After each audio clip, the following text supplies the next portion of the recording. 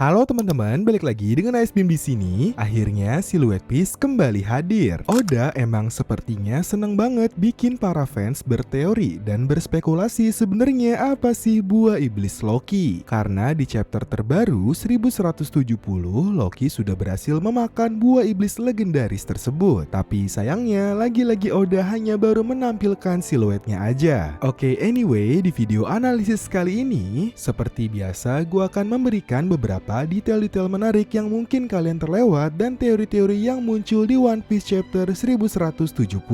Nah, beberapa hal menarik yang mau gue bahas di analisis kali ini adalah: pertama, tentu aja gue akan memberikan beberapa kemungkinan apa sih buah iblis Loki dari siluet ini, hingga apakah Usopp akan mendapatkan palu Raknir di Elbaf seperti Nami mendapatkan Zeus. Oke, sebelum mulai jangan lupa like dan subscribe dulu ya kalau kalian tertarik dengan info, analisis, dan teori-teori soal One Piece. Oh iya, gue juga mau berterima kasih kepada Isku Laiske karena sudah traktir via Saweria. Kalau kalian mau traktir juga, kalian bisa scan di sini atau klik link yang ada di komen ya. Oke, yuk kita mulai pembahasannya. Chapter 1170 ternyata masih belum memberikan kita cover story baru. Kali ini lagi-lagi kita mendapatkan cover yang isinya merupakan permintaan para fans. Fans meminta agar Oda menggambar Jinbei sebagai petugas stasiun kereta belut yang sedang membagikan makan siang bento kepada penumpang. Nah, penumpangnya adalah para Straw Hats yang masih kecil. Oke, kita lanjut aja ya ke cerita utama. Melanjutkan dari chapter sebelumnya, chapter 1170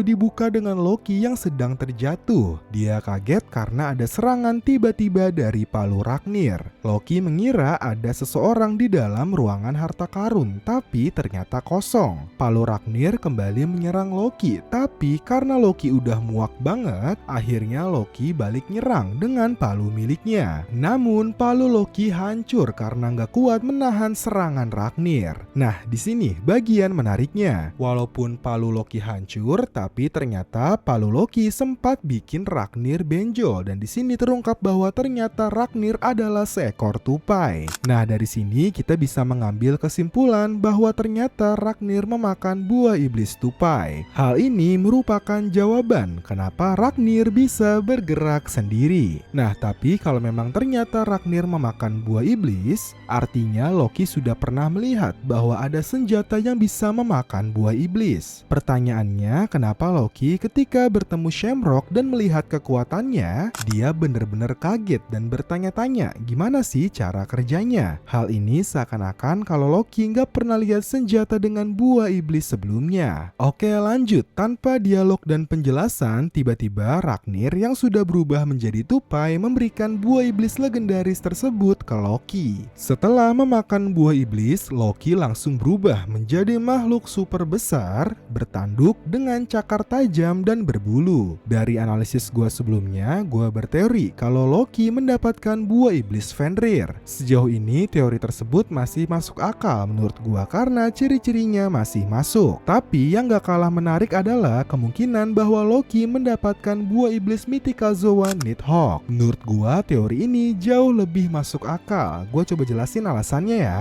Tupai yang ditugaskan menjaga buah iblis legendaris Elbaf sepertinya terinspirasi dari Ratatoskar, seekor tupai dari mitologi Nordik yang hidup di akar pohon Yggdrasil. Nah, dalam legenda Nordik, Ratatoskar memiliki komunikasi yang cukup intens dengan naga Nidhogg. Karena dalam mitologi Nordik, Elbaf juga dibagi menjadi 3 dunia, dunia bawah, dunia matahari, dan dunia surga. Diketahui Ratatoskar yang berada di tengah pohon Yggdrasil bolak-balik naik turun untuk menyampaikan pesan antara naga Nidhogg yang berada di akar pohon dan elang raksasa yang ada di puncak pohon. Jadi gampangnya si tupai ini jadi kayak pembawa pesan atau penghubung dua makhluk ini. Nah, jika konsep ini kita coba sambungin ke One Piece, hasilnya jadi bener-bener masuk akal. Di dunia One Piece, makhluk yang selama ini tinggal di dunia bawah atau akar pohon adalah Loki. Jadi Loki dan Nidhogg sama-sama tinggal di dunia bawah dan masing-masing terhubung dengan tupai. Nah, sekarang yang masih menjadi misteri adalah elang orang yang tinggal di dunia surga atau puncak pohon. Jujur, puncak pohon Elbaf sampai saat ini masih jadi misteri besar, bahkan belum dibahas sedikit pun sejauh ini. Oke, selain cocok logi dengan mitologi Nordik yang cukup masuk akal, kita juga bisa menemukan sosok naga berwarna ungu pink yang lagi-lagi cocok dengan rambut Loki. Bahkan kalau kalian perhatiin detail kapal para raksasa, kita bisa menemukan simbol naga di sana. Apakah ini simbol naga Nidhogg? Oke, lanjut. Selain Fenrir dan Nidhogg, salah satu kandidat yang cukup menarik adalah Sleipnir yang merupakan seekor kuda. Teori ini muncul karena siluet yang muncul di chapter ini kalau kita perhatiin emang bentuknya kayak kuda. Tapi teori ini bisa dibilang cukup lemah karena Sleipnir nggak punya cakar. Nah, kalau kalian lebih setuju yang mana? Coba komen ya. Oke, anyway, proses Loki mendapatkan buah iblis juga nggak lepas dari bantuan Shanks dan Gaban. Di sini mereka berdua berhasil melukai dan membuat Harald kesakitan. Gaban menjelaskan kalau proses regenerasi bisa diperlambat jika serangan mereka dilapisi dengan haus Shokuhaki. Shanks pun bertanya kenapa Gaban bisa tahu kelemahan para Holy Knights. Nah, ternyata selama ini para Holy Knights berusaha mendapatkan Shanks kembali. Mereka tahu kalau Roger Pirates selama ini menyembunyikan Shanks, namun Gaban selalu berhasil mengalahkan mereka. Oke, dari sini ada beberapa hal menarik yang mau gua bahas. Pertama, lagi-lagi kekecewaan gua terhadap Holy Knights. Entah kenapa kalau dari cerita Gaban, Holy Knights jadi kayak tim Rocket di Pokemon.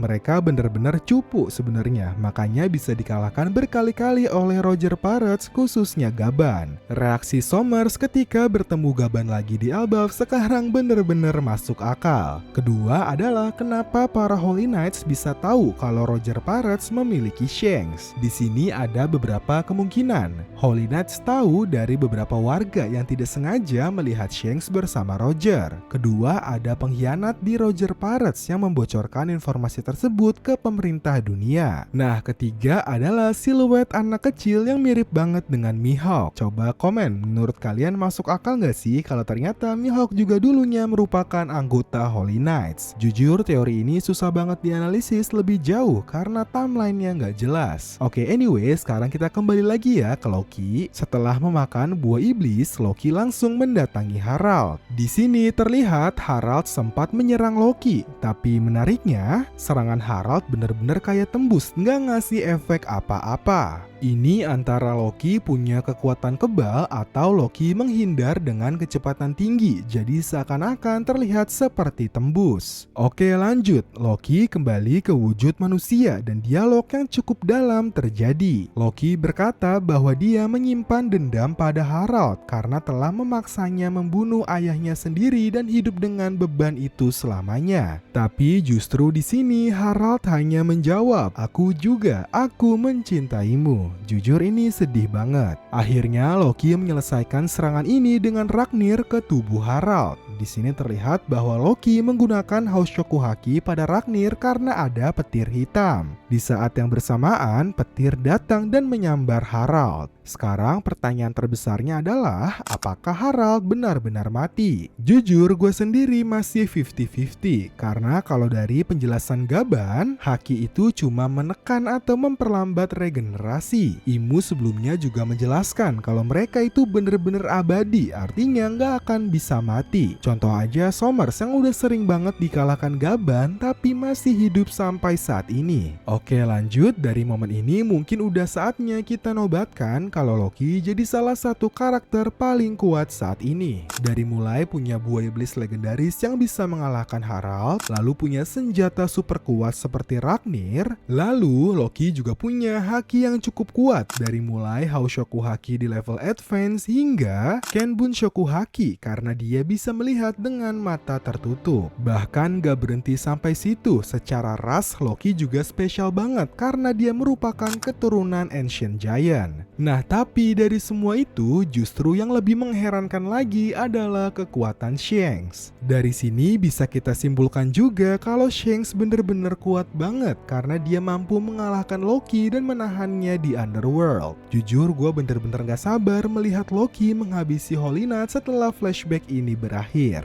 Oke, analisis kali ini akan gue tutup dengan kemungkinan bahwa Usopp akan memiliki Ragnir nantinya. Sebenarnya cluenya sederhana banget. Salah satu makanan favorit tupai adalah biji-bijian. Dan Usopp seperti yang kalian tahu memiliki banyak jenis biji yang dia dapatkan pada saat latihan di Bowen Archipelago. Apakah mungkin Ragnir akan tertarik dengan Usopp karena memiliki biji-bijian seperti halnya Nami yang berhasil membuat Zeus tertarik dengan kekuatan petirnya? Bahkan sebagai clue tambahan, di sebuah cover story kita bisa melihat Usopp bersama seekor tupai. Apakah ini clue dari Oda? Apakah ini artinya kita masih punya harapan kalau Elbaf akan menjadi arc-nya Usopp? Gimana menurut kalian? Coba komen ya. Oke, itu dia analisis dan teori pada One Piece chapter 1170.